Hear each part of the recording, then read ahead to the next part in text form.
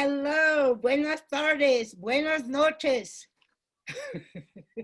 buenos dias, wherever you may be, whatever part of your day you are in. We are so glad that you are here to be with us for the PEN International Women's Writers Committee, Free the Word, Poetry Gone Viral, our global poetry Zoom.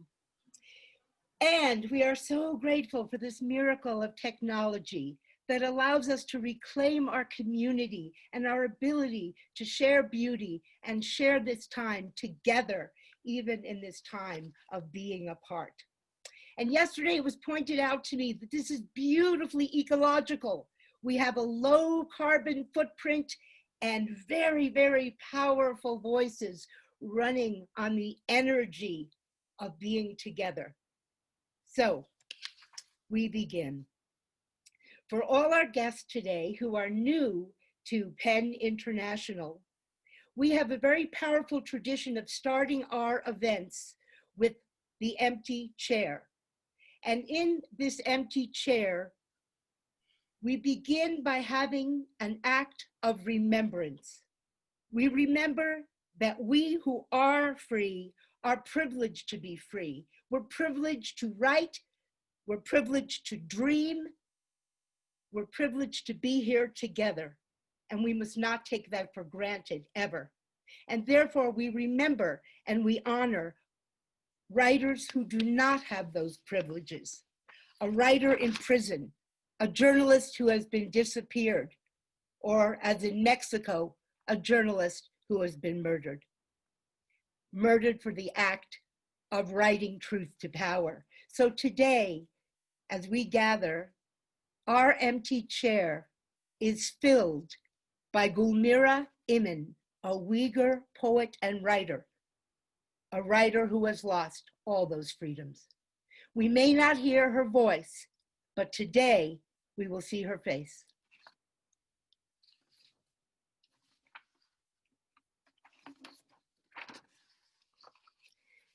Gulmira Imin is a 42-year-old Uyghur poet, a writer, a government worker, and a website moderator who is spending her life in Xinjiang prison, one of the harshest in the world.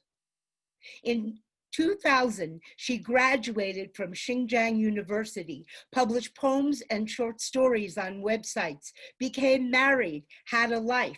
She became the moderator for the Uyghur language website Selquin in 2009. In 2009, she was accused of using that website by the authorities to distribute information about demonstrations. And in an official reply regarding her case, the authorities said she had taken orders from the World Uyghur Congress to distribute information about the Uyghur people in China. The website was shut down after the riots in July, and the contents were deleted. On July 15th, Gulmira Imin was arrested on charges of separatism, sharing state secrets in phone calls to her husband in Norway, and disturbing public order. She was sentenced to life in prison in 2010. The prison that she is currently serving time in, Xinjiang prison, I want to say it clearly, has been documented as a forced labor camp, and there are reports that she was tortured and forced to sign documents without knowing the content.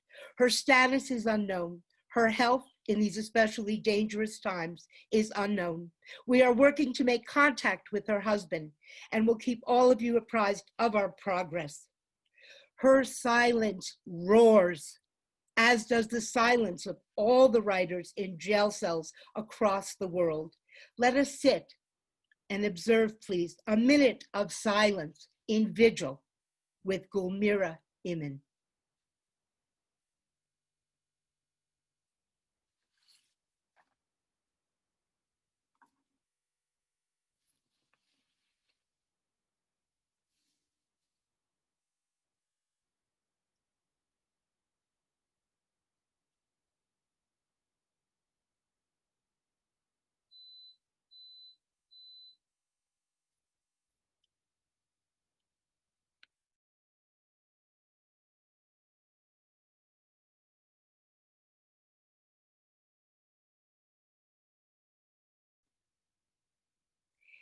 And now, my friends, we are blessed to see and hear from our poets. Let's share some poetry. Here we are. It is my great pleasure to begin Free the Word with one of my very, very favorite word freers and writer freers of all. And this is our president of PEN International, the first woman ever to be president, Jennifer Clement. Award-winning and riveting author, poet, brilliant maestra, and luminous wise woman, Jennifer lives in Mexico and is a member, we are honored to say, of San Miguel PEN. Under her mighty, innovative leadership, the groundbreaking PEN International Women's Manifesto and the Democracy of the Imagination Manifesto were created. And if I sound starstruck, it's because I am, and we all should be. Welcome, Jennifer. Thank you, Judith, for those words. It's a true honor to read poetry with all of you. And I just want to give my condolences to those who may have lost loved ones in this pandemic. The poem I'm going to read, I wrote a few months ago at the beginning of the pandemic, thinking a lot about what has not happened. So it's a poem about what has not happened. And I just want to let you know the form is repetitive. So don't think that you're having a déjà vu. It's the way the poem goes. It's called Spring. 1. What did not happen, even when we exchanged eyes and then looked up to the branches, I learned what I knew. The field comes into the open window. I speak into the cup of your hand. Miss the places I've never been to. And even when I hear the morning train and everyone in my family thinks of Tolstoy, a song, or my father. 2. What did not happen, even when we exchanged eyes and then looked up to the branches, I learned what I knew. The field comes into the open window. I speak into the cup of your hand. Miss the places I've never been to. And even when I hear the morning train and everyone in my family thinks of Tolstoy, a song, or my father who held open the black umbrella for his daughter and there was no rain. Thank you. That poem has the beautiful repetitive energy of a ghazal with that twist in each repetition. Whew. And now to Slovenia, PEN, we welcome Dragica Charna, who is a Slovenian poet and aphorist who has lived and worked many years in Rome, Madrid, and now in Brussels. She is a healer and lover of flamenco dance. Welcome, Dragica. Pozdravljeni, dragi moji, en velik objem ljubezni in luči iz Slovenije. My dears, hello from Slovenia to all of you. I send you hugs of love and light. I will present today the poem that I wrote for my mom some hours after she passed away during this time of coronavirus of lockdown. So I hope you will enjoy this poem of eternal love in the video. Thank you.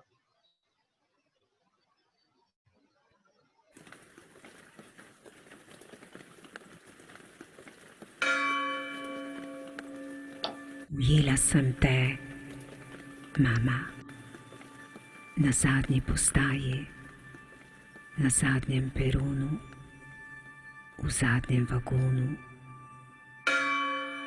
preden je odpeljal tvoj čas.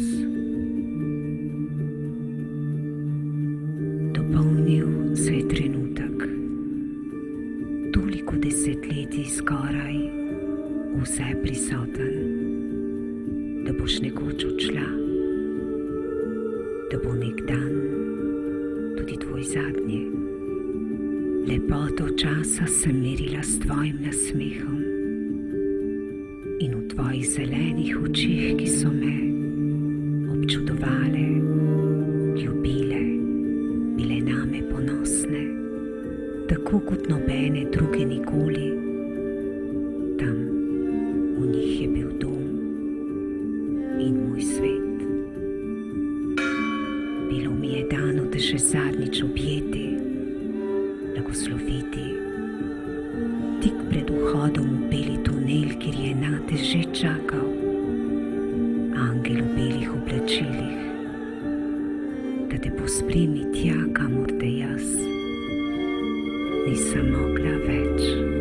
Moja, moja, moja, večna, neminljiva, najdražja mama.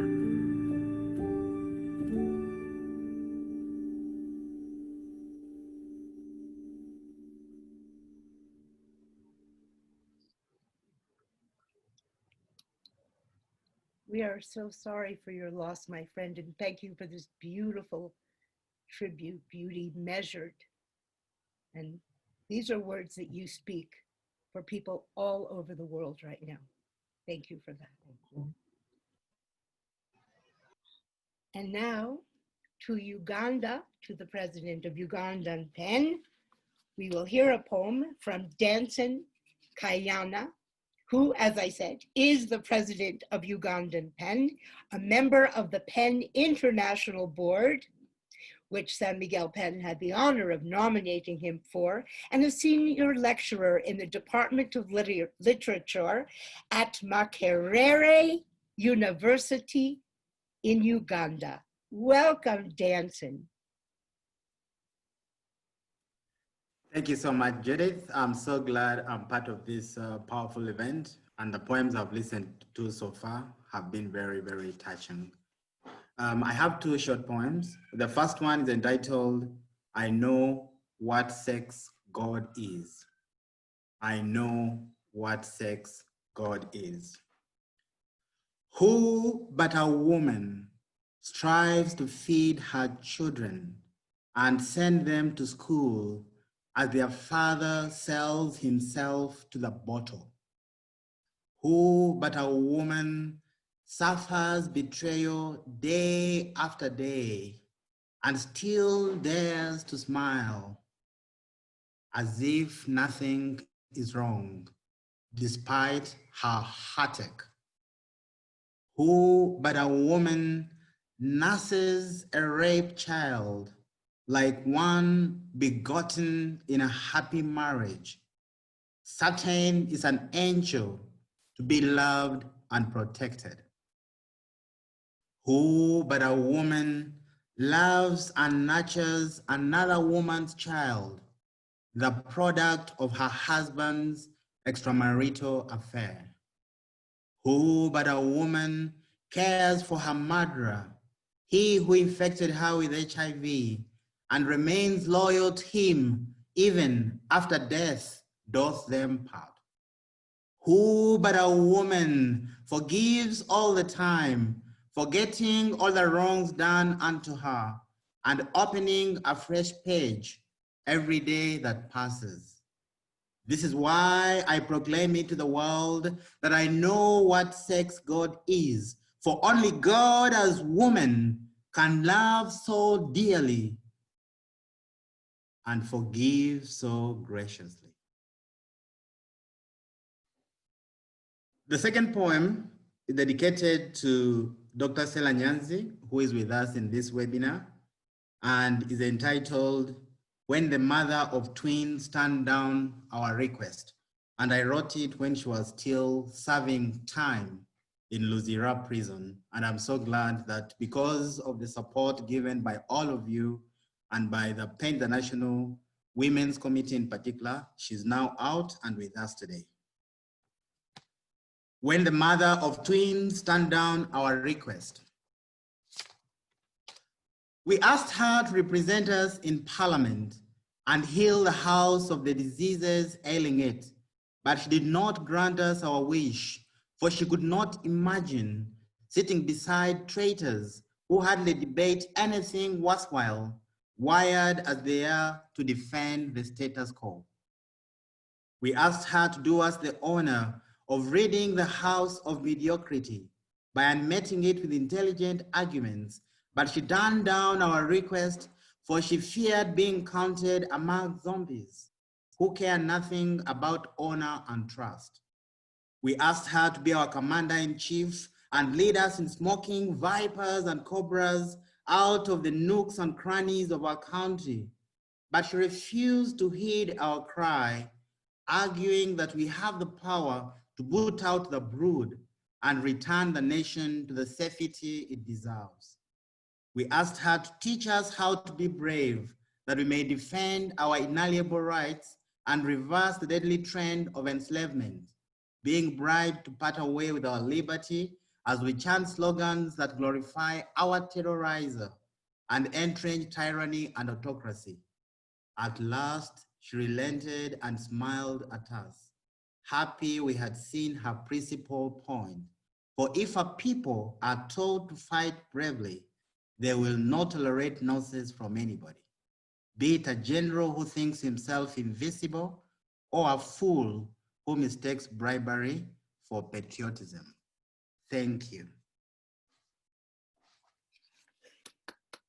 Thank you, Danson, for your passionate, resounding voice for women and for justice. It is my great pleasure now to move to Argentina, where I am so happy to introduce Gwendolyn Diaz-Ridgway, who is the coordinator of the Women's Writers Committee of Centro Pen, Argentina. Gwendolyn writes fiction, essays, and poetry, is a professor of comparative literature, a mentor to aspiring writers, and conducts webinars on science and literature. Welcome, Gwendolyn. Greetings from Penn, Argentina. I wrote this prose poem inspired by an essay by Arundhati Roy that many of you may have read that she wrote regarding COVID-19. It's titled, The Portal. She opened the door, and as she took the first step into the garden, she smelled the sweet scent of jasmine. The hydrangeas bloomed full of presence, blue, violet, pink, complete in their roundness. The scent of jasmine led her through the garden as if leading her by the hand down a path. She began to feel lighter. She would leave behind the hopelessness. Outside, among the flowers, under the blue sky, she no longer felt alone. Toward the back of the garden, the scent of jasmine gave way to the aroma of lavender. Beneath the weeping willow, where she had seen the rope, a purple carpet of lavender spread out, beckoning her to step in. It was around there where she had seen the portal. She suspected the dark hollow in the stone wall at the end of the field was the portal of her dreams, the portal to tomorrow, the barren yesterdays she would leave behind. Her heart felt beating to the rhythm of the stars. Nothing kept her tethered to this side. The rush of another kind of life streamed through her veins. It was time to take flight, to become particle again, to become wave, to vibrate in space until a comet flew and mount its tail toward the whirling rings of Saturn. From there, a ray of sun would fling her through space until she reached the Southern Cross. Perched on the cross, shaped constellation, she would find rest. They found her under the weeping willow, a listless body. No one heard the sound of a heartbeat that seemed to flow from a dark hollow in the stone wall. Thank you. to become particle, to become wave. I really love hearing how poetry is the subfloor of science. Thank you, Gwendolyn. And now we have the pleasure of going to Canada to hear poetry from Diane Regimbald. Diane is a poet and the coordinator of the Women's Writers Committee of Centre Québécois. And we will now enjoy her poetry. Welcome, Diane.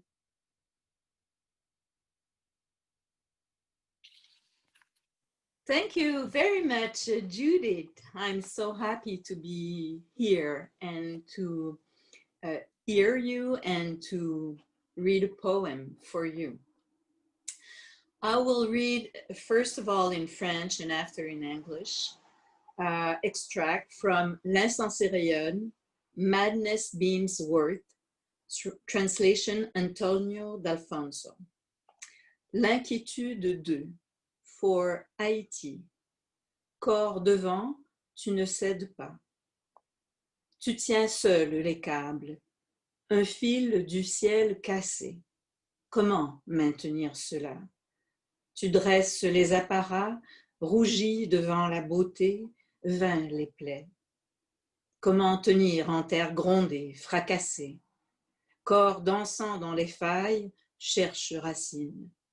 Qui garde le rêve, traverse la vie, main tendue. Qui est debout malgré les chairs perdues, englouti dans la langue, happé par les cris. On est en ferraille décrépite, langue battue sur le flanc, eau crevée des formes. Toute faille signe les feux que renferment nos poisons vivants, mais un sourire éblouit les vents. Vivre sera magnitude. Voilà debout le fil, de la voix le fil, qui retient les heures. Laisse-le œuvrer, reprendre seul, les corps dressés, fort le chant. Anxiety 2, body in front, you won't give up.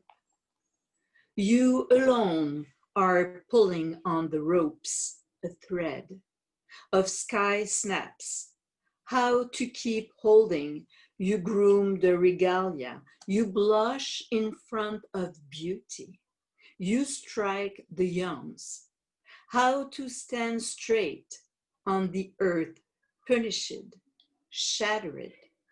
The body dances on cracks, looking for roots. He who keeps a dream walks through the dreams, fingers outstretched.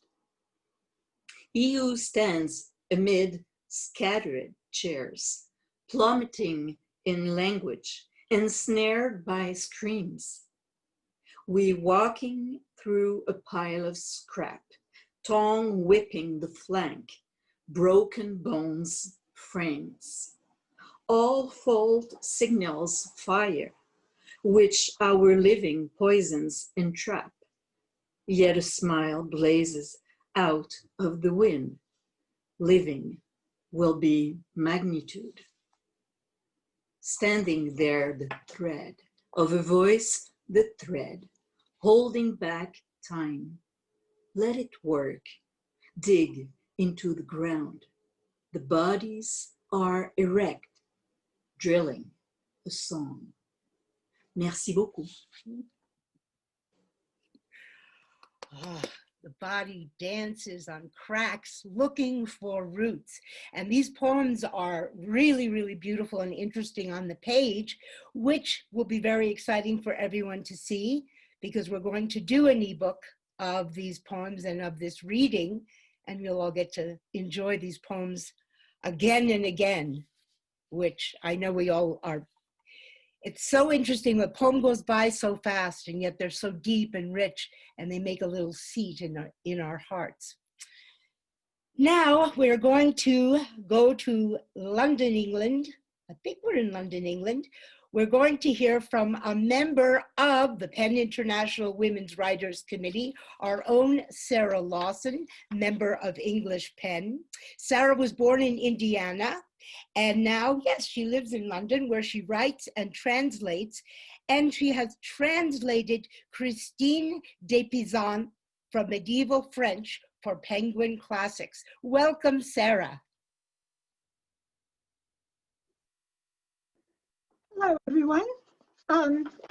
My poem is called A Friend from Home. Even if I lived on Mars for years and had good friends and liked my work and learned to eat the food, any Earth person would look like a blood relation to me. This human, who might come from any room of our common home, would speak with vocal cords in the human way, would know firsthand about ears and eyebrows. We would fall into each other's arms in front of the startled Martians. Any news of home would be of interest. We would have our little private jokes about the Pacific Ocean or oxygen. If we didn't share a language, we would gesture and draw pictures, the Martians looking over our shoulders and shrugging to each other. I would ask about trees. We would draw leaves and seeds and shout with recognition. We would draw birds' nests in the trees and slap each other on the back. Our Martian friends would sigh and give each other looks and say, these Earth people, when they get together, they always act this way. Thank you. Oh, thank you. And doesn't every woman need a room of our common home? Thanks, Sarah.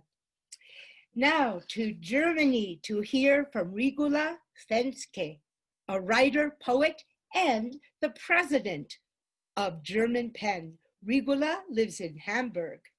Welcome, Regula.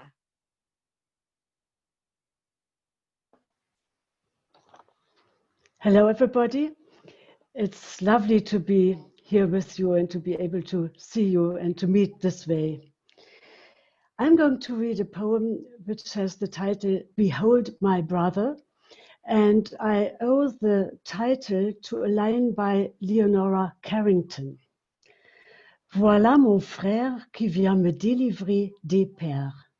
Leonora Carrington. Behold my brother who's come to deliver me from the patriarchs. Every girl wants to marry her father, they say, but only the lucky ones. Those who did not get raped, were not deserted, ignored, left alone. Behold my brother, who is come to deliver me from my brothers, who lends me his trousers, lets me walk in his boots. He who doesn't talk of his honor, but of my wisdom and freedom instead. Behold my brother, who's come to deliver me from my suitors, who chases away the lecherous and stands guard while I'm taking a bath. But only if I ask him to, because he knows it's none of his business. Every little girl wants to marry her brother, they say, but only the lucky ones, those who did not get stabbed with a knife, burnt alive, or otherwise killed. The ones whose brothers don't take their sister's hymen for a commodity. Behold my brother who has come to deliver me from my husband's, who welcomes me at his dinner table and listens to my story till midnight. He whose advice I easily follow, fort mit Schaden, go send him to hell. Behold my brother who's come to deliver me from my sons. One mother can feed 7 sons, they say, but 7 sons cannot take care of one mother. Behold my brother who's come to deliver me from himself. Don't cling to me, little sister, he says. Lo and behold my brother, who's come to deliver me from myself. Or should I rather attempt this on my own? Thank you.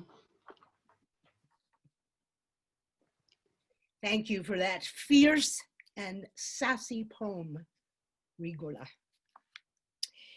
And now, San Miguel pen, which is deeply represented today, I'm proud to say, we go to hear a poem from Signa Hammer.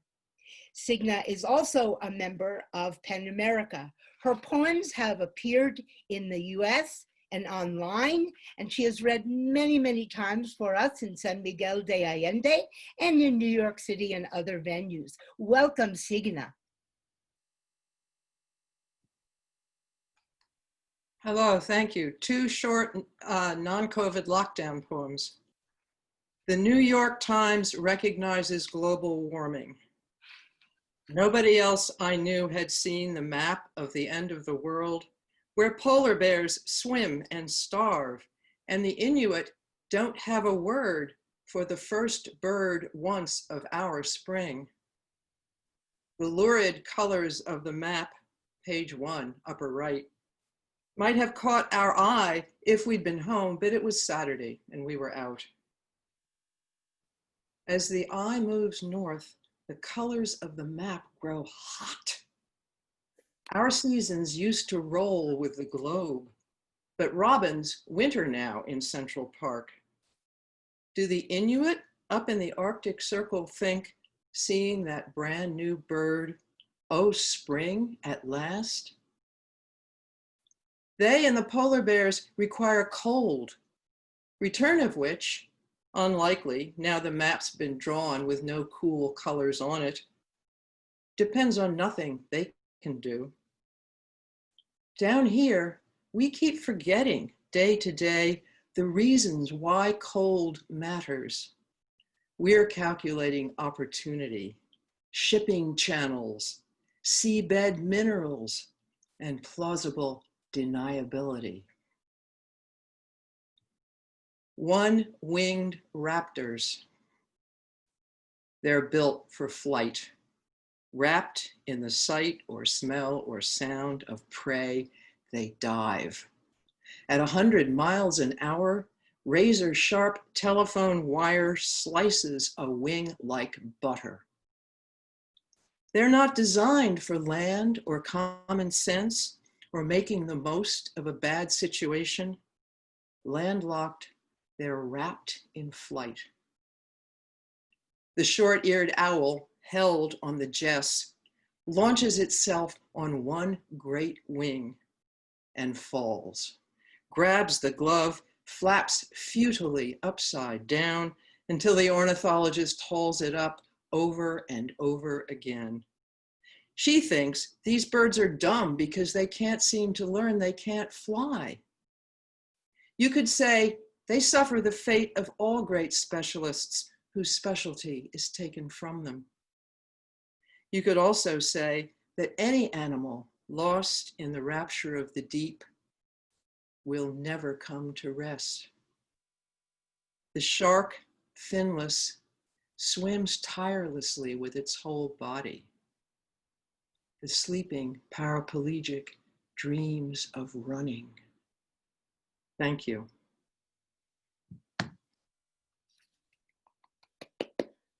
Thank you for these poems that are a call to action. And thank you for being a voice for our earth and our beloved creatures. Thank you, Signa. Now we go back to Central PEN, Argentina, to hear poems from Claudia Ferradas. She is also a member of their Women's Writers Committee. She is a poet, a singer, a professor of Anglophone literature, and she has taught in 22 countries. Welcome, Claudia. Hello from Buenos Aires. It's a real privilege to be sharing this event with you today. I'm going to be reading a poem in my mother tongue, in Spanish, and another one in English. The one in Spanish is called Statistics, Estadísticas, and of course it's got to do with the COVID statistics we read in the papers every night. Estadísticas. Como todas las noches, leo el informe. Muertes, contagios, pacientes ya curados, cifras y porcentajes. Mi obstinación busca en la curva roja que se eleva algún rastro de instantes compartidos, gestos, amores sin una despedida. Los números anónimos carcomen los cimientos hasta desmoronarnos. Levanto uno por uno los escombros de tantas estadísticas, hurgando en los restos del derrumbe, en el silencio sólido, me oyen gritar tu nombre. In hope. Blowing dandelions, as my grandmother taught me, air to air, as will be dust to dust. Pregnant with the 3 wishes I've requested, the light breeze cradles them like insubstantial changelings. In the background, a lullaby of Mozart's Lacrimosa, sung by a red-haired girl at the open window of a charity sale. A little transient miracle of beauty, a soft, warm dressing for hopelessness and loss. Where do lost wishes go? Where are they stored? Where innocence lies grieving? Where hope weaves stubborn threads to stitch together the fragments of our faith? May my wishes take root, or, windborne, travel far, where they can find you, where soul meets soul, where we blend into oneness to fertilize the soil with a new story, breathing new life on dandelion seeds. Thank you very much. Thank you for this poem, those poems, and that poem that seeds a lullaby of hope for us, Claudia. And coming to us from San Miguel de Allende, we have the poet Catherine Merengue. She is an award-winning poet and a memoirist, and she has a new book, Breaking Bread Poems. Welcome, Catherine.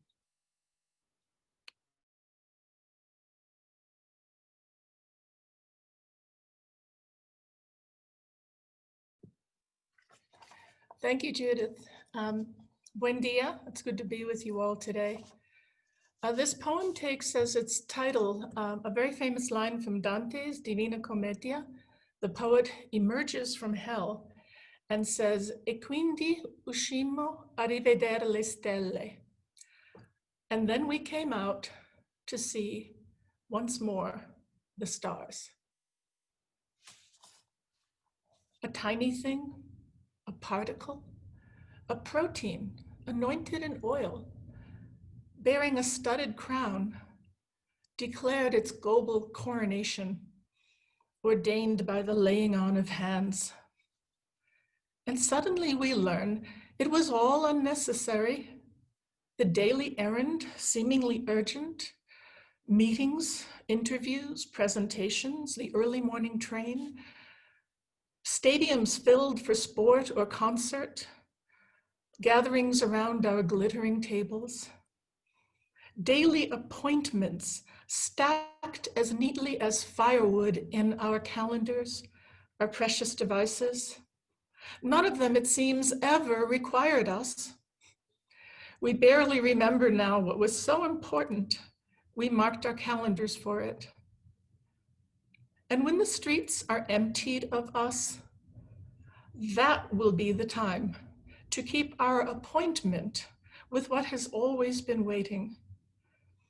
Then we will lean from our windows or simply close our eyes and see again and see for the first time the unrelenting stars.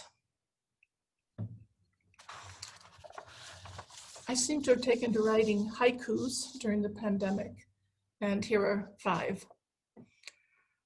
1, the more confined, the more we see. Crown of thorns petals form in groups of 8. 2, I've learned exquisite sounds.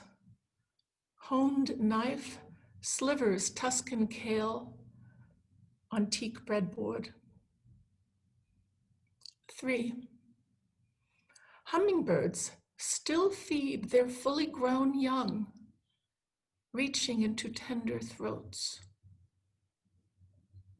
4, thousands dead, hard to grasp. Here's what hits hard. 1 COVID patient we know. 5, and will we ever kiss again? Danger lurks in each caress, yet we love. Thank you.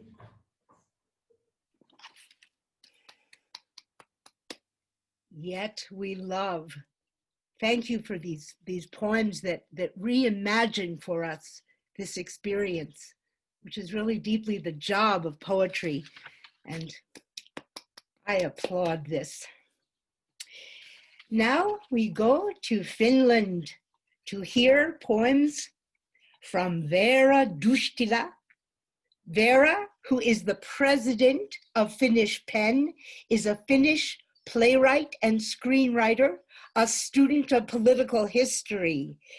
And you're on, my friend. Welcome, Vera.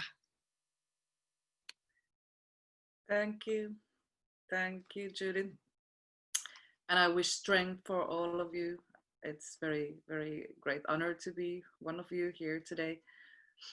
I will first read in Finnish, and then I will read the translation by Susan Heiskanen. Lapseni murisee ja räyhää. Nänni on nenänpäätä vasten, ja hän päästelee ärräpäitä, pienen miehen perkeleitä, vatkaa päätä puolelta toiselle epätoivon elein. Pieni kyynel, yksi ihan ensimmäisistä, valuu punertuvaa poskea pitkin. Dramaattinen alahuuli vapisee. Äkäiset potkut pudottavat pöksyt jalasta. Kunnes telakoituminen tapahtuu. Leuat loksahtavat kitana lukkoon. Muutama kiireinen imaisu. Paksujen poskien läpi lutkutus. Ja rähmäiset silmät räpsähtävät auki. Hän katsoo hämmentyneenä, uteliaana, kohti epämääräisen sumeaa maailmaa ja silittää äitiä tulitikun kokoisin sormi. And the translation. My child growls and roars, nipple against nose. He cusses a small man's 4-letter words, tosses his head this way and that in gestures of despair. One small tear, one of the first, runs down his reddening cheek. The dramatic lower lip quivers. Angry kicks knock out the pants. Until, docking successful, jaws snap locked. A few quick sucks, guzzles through rotund cheeks, and the gummy eyes flash open. Confused and curious, he looks towards an obscure world and strokes mommy with fingers no larger than a match. Thank you. Tenderness enveloped in a powerhouse voice. This is our range as poets. Ah, yes. And now we shall go again to the Penn Center of Quebecois. And we will hear from the poet Louise Dupré, poet and novelist. She lives in Montreal and has published more than 20 books in French. Welcome, Louise. Thank you very much, Judith. I am very happy to be here this afternoon. I will read one poem, first in French and after in English. The English translation is by Karen McPherson, an American poet and translator. Une seule voix qui pleure tout près, et nous revient à la mémoire la détresse du monde. Rejetée le long du corps tel des doigts dénudés, incapable de cacher les yeux, d'essuyer la joue. Nuit immense jetée sur nos épaules à nous, incroyants, qui avons pourtant appris, il y a longtemps, à répondre à l'appel. Et l'on apporte nos fragilités et quelques psaumes pour voir à nouveau des rires sur les lèvres et nos filles plus robustes que des croix. On ouvre les bras, oui, poème, liberté, minuscule, consolation.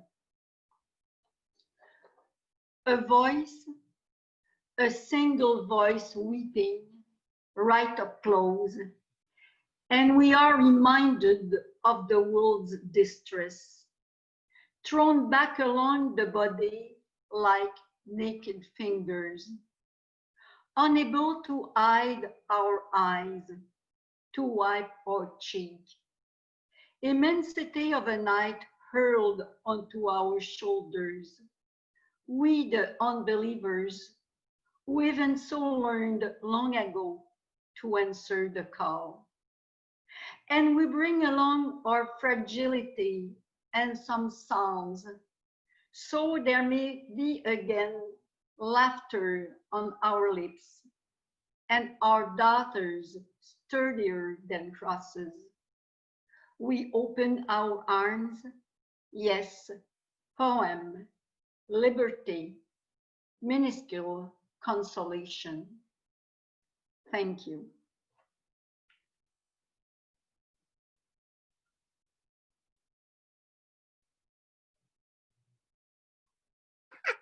Here I am. Louise's poems were so gorgeous, even Google Translate did a beautiful job on them. Thank you, Louise. And coming to us again from our San Miguel pen, we have the poet Subaleka, born in India, and as she tells us, raised by the rest of the world. Subaleka works at the intersection of systems and empathy, sharing a belief that the world is abundant and a home with kindness, dignity, and bravery for all. Welcome, Subaleka. Thank you, Judith. I have 3 short poems to read. The first one is Village Girl. I come from a land of warrior queens. I grew up walking barefoot on the sun-scorched land. I ate with my hands, tasting the earth on my fingers with every bite. I slept naked on the monsoon-soaked terracotta tiles with Orion's belt shining as my roof. I have dug for water in drought and seen snakes swim in floods. I have cried lost in crowds and screamed into the night from running trains. I have laughed with hawkers selling wares and played with dirt in unforgiving ways. I have lived many lives and loved many to the moon and back. You say I feel too much and love too soon, and you dare say my hair is too wild. Darling, haven't you lived long to know there is no taming a tigress? My second poem is My Mother Said. I was raised to believe love is devotion. Love from one another, your family, your fellow beings, and above all, your beloved. It all hinged on that one thing, the value of giving. I was told a guest is a god in human form, and true love is surrender. I was not taught to ask, what can a situation do for me, but rather, how can I nurture it and leave it better than I found it? And now I am to understand that security is giving myself in pieces to many whilst guarding my precious heart for lest it be broken. Get the fuck out of here.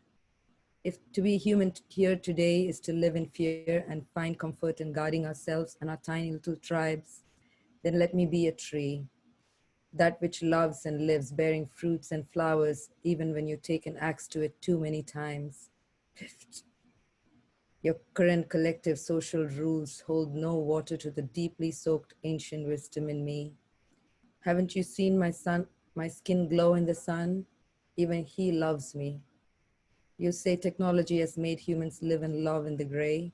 I'm afraid it's we who create our own monsters. And this child of sun bows to no one. Your so-called modern society can call me strange. She can bleed me dry. The red of my blood will still speak love. My last one, let's take me. Let's take me, shall we? Let's rip what we can't sew back. All the things that can't be, let's take me. Let's look under the flesh, shall we? Let's do the things we are told not to, the sins that can't be. Let's take me. Let's swallow what we can, shall we? The black of my eyes and the brown of my skin. Let's devour all that we shouldn't be. Let's swallow me. Let's take me, shall we? Your breath breaks me. My blood fills thee. While we deny that we seek, let's take me. Thank you. Ow! Yes, we are ecstatic to take you into our community, our wild tigress. And now we get to go back to Penn, Argentina. Look at all the amazing poets they have in their center. And we will hear a poem from Sylvia Leonor Snyder-Manis. She is also a member of the Argentinian Penn Women's Writers Committee. Sylvia is a professor of English literature at the Universidad Nacional de San Martin with degrees in English literature and film studies. Welcome, Sylvia. Thank you very much. I am very honored to be here. Thank you all. I will read two poems, one in English, which is called Words, Words, and it's about silence and voicelessness. The second poem will be in Spanish, and I have metaphorically taken the serpent in the Garden of Eden, the serpent which has been doomed to a world of obscurity and fear. This is my first poem. My body is yelling to express those words that are stuck within me. Threads that weave letters and compose feelings, struggling to utter what cannot be said. The silence withers the words that speak to me. Maybe there, somewhere in the deep forest that protects my body with branches that cover and do not allow the world to hurt me, that will be home itself, where I need to be. Words, words that flow like rivers and streams. I only want to express the inexpressible with my own words. La serpiente del jardín del Edén. ¿Por qué te habrán difamado, criatura brillante, glamorosa, que repta por las junglas y los pantanos, casi en silencio, oculta, serpiente inofensiva, temerosa? ¿Por qué ese juicio? ¿Cuál es tu pena? ¿Qué voz te acusó por destruir el jardín del Edén? ¿Será para que sigas errando cautiva, oculta en la oscuridad del día, escapando de la mirada humana que te condena, atrapada, perseguida, odiada, temida, víctima en el jardín del Edén y víctima del hombre. ¿Cuándo será tu redención? Te libero del pecado original. Sos la fuerza de la vida y de la rebelión. Aquí estoy yo, para que el mundo te observe. Te pienso, te reivindico, te reinvento. Gracias. Thank you very much. Lyrical social activism and a revisionist Eden. Go Sylvia. I want to tell everyone now, you know, we are now live actually on Facebook, and I want to welcome our Facebook audience and tell you that you are listening to Free the Word from the PEN International Women's Writers Committee, and you are listening to poets from 9 countries, many languages, all from PEN centers. So welcome everyone who has joined us, and here we are. And now I am going to welcome Inga Gaile, an award-winning Latvian poet, prose writer, playwright, performance artist, and theater director. Inga explores with her unique brand of humor inner states of being, her own experiences, and the everyday lives of women and stigmatized groups of society, while always promoting equal rights. And Inga is the president of Latvian PEN. Welcome, Inga. Thank you, Judith. And hello, everyone. I will read one poem, which is called Easter, which is written originally in Latvian and now is translated into English by Eva Leshinska. So, yes, Easter. Imagine that you are a homosexual man in Uganda or a grain merchant of doves in Jerusalem, one moment before everything is fulfilled. Imagine that you are a child seeing from the dark of the past, your parents lying about your death. Imagine that you are this child's mother, who has experienced something worse than hearing that her man is her 10-year-old daughter's husband. Imagine that you are a woman in India, thrown off the bus along with her boyfriend. Imagine what grows there along the side of the road, what roots, what little bugs crawl over you, the throbbing of your life at the tips of your fingers, at the ends of your hair, while your soul remains silent. Your soul remains silent. Little cat's feet of blood, the sinewy arm of your lover, the sun's sweltering caress, you open your eyes. Red mist under one eyelid. A road stretches into the distance. In the sultry heat, it looks as if someone is coming. Red mist coats the eyelid. Children flutter above the dust clouds. People gather to take a look at who is the fallen today. People gather, a stone under every arm. Little cat's feet of blood, the sinewy arm of your lover, the sun's sweltering caress, your shadow leaning over you. Too early, too early, too early. A black shadow falls from the cross, the sun cannot get through. A little breath for your final moan. 3 days pass, silence. Next to a body covered with stones stands a murderer's mother. Imagine that it happens daily. Nails, bones, vinegar, moans. From the dark you have entered this wedding. From the dark you have entered this wedding, and no one looks you in the eye. Not enough time remains to throw you out. Past crosses on windows, everyone buy provisions for the apocalypse. You listen. Somewhere in the billowy distance, 4 winds are harnessed by lightning. Thank you very much. That poem is a lightning strike. Oh, Thank you, Inga. Now we're going to hear a poem from one of our real beloveds in PEN International, Salil Tripathi. Salil was born in India, residing in New York City. He is the hardworking chair of the PEN International Writers in Prison Committee.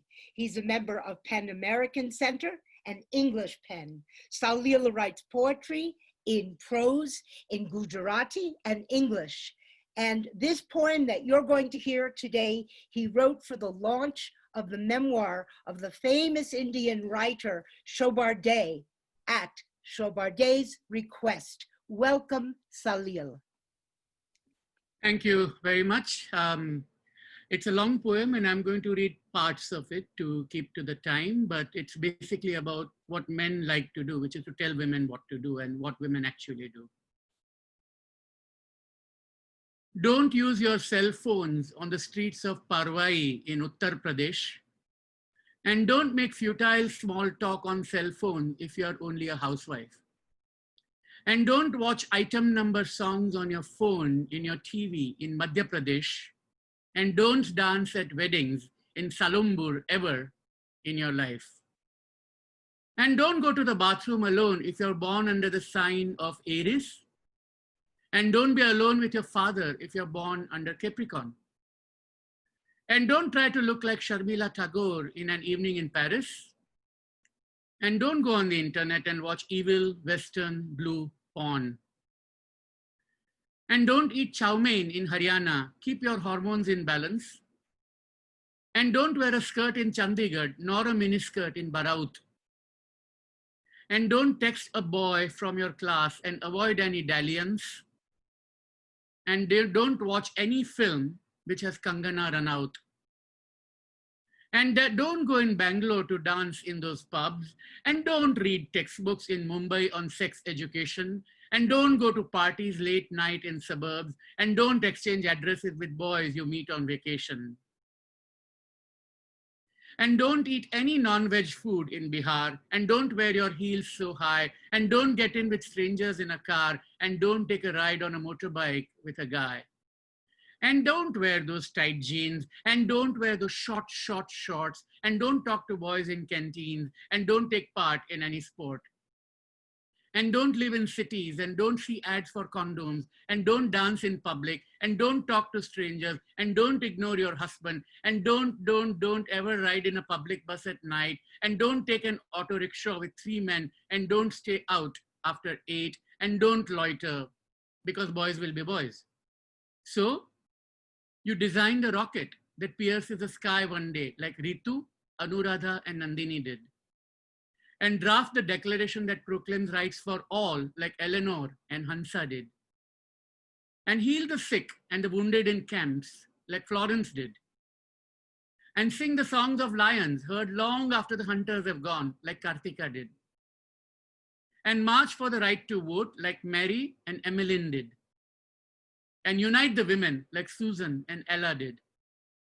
And afflict the comfortable and comfort the afflicted, like Arundhati did. And speak when you want. Out of turn, let fires burn. In your tone, you're not alone. Sometimes loud, silencing a crowd. In your face, yet full of grace. And you show that Kali can kill and Draupadi can strip and Sita can sit on a stranger's lap, as Meena did. And you sit where you want in the bus in your town, like Rosa did. And you insist on what is right and defy crayon to bury your brother, the hero, like Antigone did. And you discover the meaning of life, like Kisa Gotami did. And you do what you do, not because you are a sister, mother, daughter, wife, or lover, but because you are who you are, you. And so, this is for you. Thank you. Well, Saraswati and I are applauding loudly. Thank you to this cross-cultural, cross-global, cross-time rap, Salil. Now we go to our beautiful friend, the poet Toon from PEN, Myanmar. Toon writes poems to set herself free. Welcome, Toon.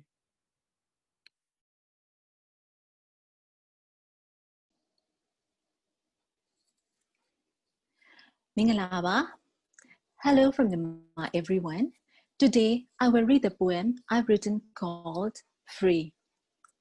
Free. It took 43 years to love myself again, looking in the mirror and able to see the true me, not the one distorted and deformed in my eyes. No, not that one. What happened had happened. There is nothing of which to complain and nothing to explain, also nothing for which to blame. Yes, I can forgive today. Yes, I can move on now, and all the gratitude, well, stay. No matter what, I start to trust myself. I start to trust my choice. I am determined to live my life. 47 tomorrow, and don't feel late to begin again. Never be too late to be happy. Never be too late to feel alive. I can change my past, and I'm changing my future. Though it was not easy, I know I'm the one who is responsible to set myself free. This is June, and I've written this poem on 25th August 2019, 2:51 p.m. Thank you for listening. Thank you for modeling Speaking Truth to Personal Power, Tune. Thank you for that very, very brave poem. And bringing us on home quite perfectly is Stella Nyanzi, our famous and infamous Ugandan poem activist, academic, recently imprisoned and thankfully released for posting poems on Facebook critical of the president of Uganda. Oh, the power of the poem! Stella's passion and clarity will complete our program today. Stella Nyanzi courageously meets outrage with the outrageous. Welcome, Stella. Right, I'm delighted to be here. I want to thank everybody here who stood with me when I was in prison. It's a delight not to be writing or reading from prison, but to be reading with other women writers. I celebrate all of you. And I thank Danson Kahiana for the dedication of the poem that he read. I'm going to read a poem out of the 160 poems I wrote and published while in prison. This one says, wear your lipstick powerfully. Warrior of free speech and truth, wear your lipstick shamelessly. Defender of voice and free expression, wear your lipstick as war paint. Take time with your lip enhancer. Top it up with lip gloss. Shine those lips with petroleum jelly. Color is my signifier. Different shades meaning different things. Scarlet for passionate commitment. Crimson for boldness amidst fear. Maroon for courage on bad days, those bad days. Purple to bring home my royalty. Black to enhance my fierceness. Bright blue to astound my haters. Nude when being vulnerable. Even orange for sex appeal. Pout, baby, pout. Your lips are carriers of sharp words. Your lips convey hot messages. Your lips change history. Your lips make things happen. Your lips bend the hearts of rulers. Your words burn like acid. So color your mouth brightly. Let your lips be conspicuous. Let them stand out from the crowd. Wear your lipstick artistically, for your lips bear dangerous, potent truths. Thank you. Woo! Que viva! Que mujer! Que hermana! Oh, how delicious! How amazing! What amazing poetry today, yes? This is phenomenal. And now, because we're all so excited, I'm going to take this giddy, terrific moment to announce 2 new collaborative PEN projects coming to you from the PEN International Women's Writers Committee and the PEN International Writers in Prison Committee. First, we are going to be collaborating to continue this incredibly terrific event and to stay in this amazing superpower that we in our community have of poetry. We are going to continue producing a series of Free the Word Poetry Gone Viral, which, as our chair of the Women's Writers Committee has said, we're going to maintain a poetry vigil throughout this time where we are separated. We are going to keep uniting our community in poetry. So keep watch, because we will be sending out submissions for our events. And second, drum roll, we are going to be beginning a new project called 5 Stanzas for Freedom.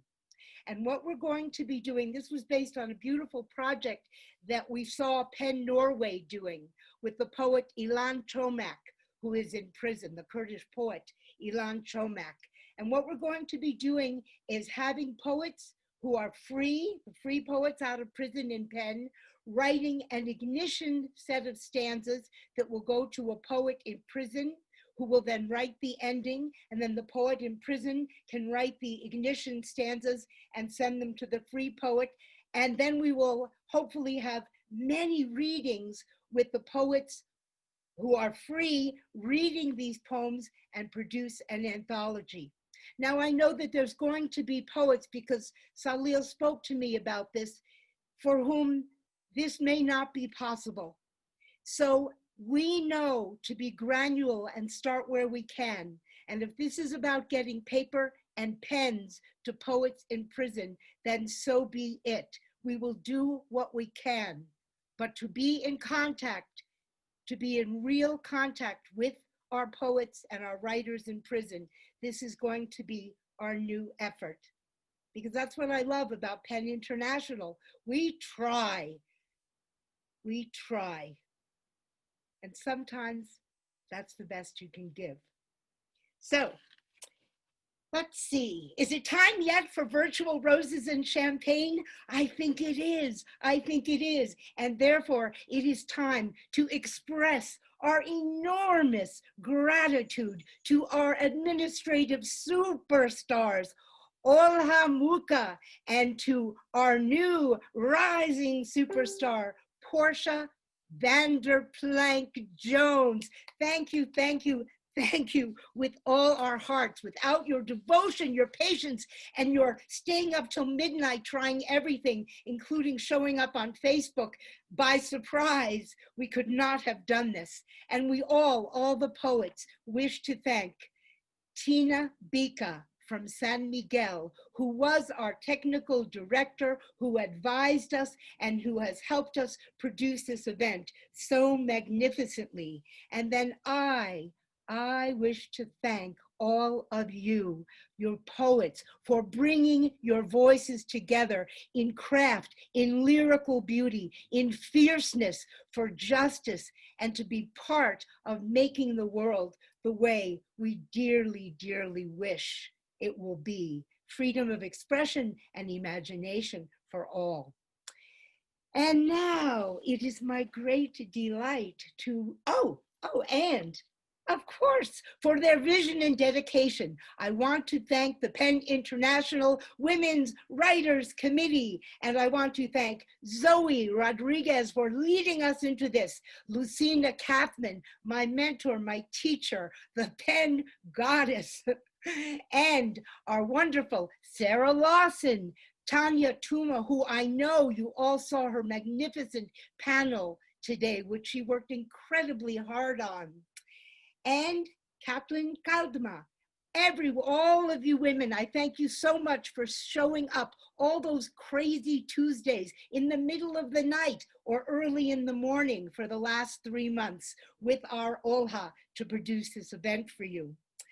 And now, Now that we have joined our voices in creating global witness in beauty, we're going to close Free the Word by remembering the voice we did not hear of Gulmira Imin, the voice that we long to hear. And we hope all of you who are now meeting PEN International will find your PEN. Find your PEN center. We're going to put all the links to PEN International, to San Miguel PEN, and give you my email so that you can contact us to find your PEN, join your PEN, take part in one of our Free the Words, and to take part in 5 Stanzas for Freedom.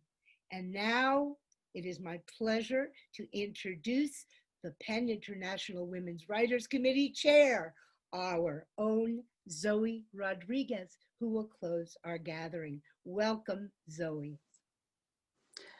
Good evening. It seems so strange to be sitting here in my lounge room at 10 to 1 in the morning, talking to friends across the world. The beauty of digital technology is I see so many faces that are familiar. I'm sad we can't meet in person, but gee, this is pretty good. We have created a very special event here, I think.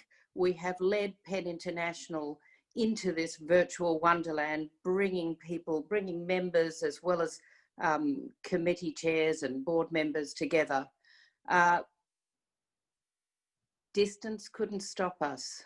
Time zones couldn't stop us. A pandemic, a 1 in 100-year pandemic could not stop us. I want to thank Olha and Portia very heartily again. They have been extraordinary. We would have had bedlam without them. I want to thank my fellow members of the Women Writers Committee. You've been terrific. You've gone on this crazy adventure with me when I insisted that we had to do this, and not just gone along. You've been so enthusiastic and you've taken this event into really exciting and proper places for our committee. I hope this is the beginning of many. The poetry sessions, I'm certain they help in these times. I truly believe that, and I mean that when I say a vigil through poetry.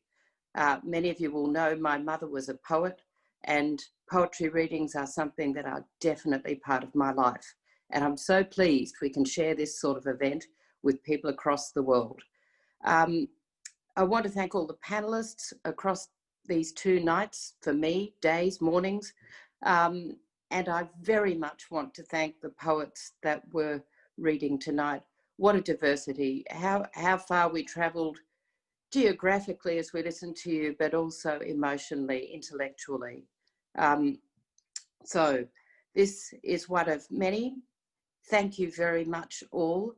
I am soon going to go to bed because it's late, but I wanted to close this by saying, well, we'll have details of future events up and around soon to everybody who's registered, to the Women Writers Committee website, all of those practical things. The presentations that people gave, they will be made available. The wonderful video from Stella Nyanzi, that was our opening keynote address yesterday. Stella, wow, I don't think we could have hoped for better. And how great we have it and we can share it with people in an ongoing way. Of all the people I must thank most for the whole event, it is Lucina. She is just this powerhouse behind the Women Writers Committee, in front of the Women Writers Committee, above, below, everywhere. She's terrific. And I know if we were in person, there'd be a standing ovation.